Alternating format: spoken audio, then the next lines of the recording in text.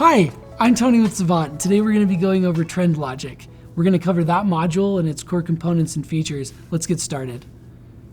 So here we are in TrendLogic, and TrendLogic is meant to be an analysis where we can break out the various components of trend across the change in drug cost between two various time periods. So we're going to start off, we're going to look at this on the account level, and we're going to define our initial time period and our secondary time period, or more recent time period. And then what we're going to do is we're going to run this analysis for a specific client. So in this case, let's take a look at account 66. So we'll just select that, and then we're going to hit run. And what it's going to do is it's going to push these parameters into the query that we're going to run against the database. So we've run that query. We come here to TrendLogic, and here we can see the overall change in cost. So here's our period one cost over here, and our period two cost over here. And our overall change in cost is going to be $9.3 thousand, which accounts for about 1% cost change. So here we can see a breakout of all the different components of trend and how those play a part of the overall change in cost.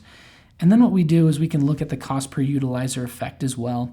So here we can see groupings, the common NDCs and drug groups, as well as unique drug groups. And again, we can see the breakdown of all those different components.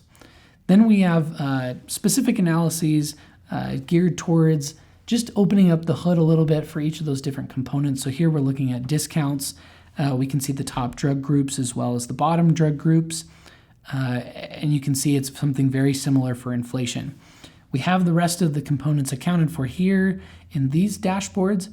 And ultimately at the end, we have a breakout by drug group to identify really the total change in cost between those two time periods for each drug group, to just get a picture for the much more granular detail of what's happening in that cost change.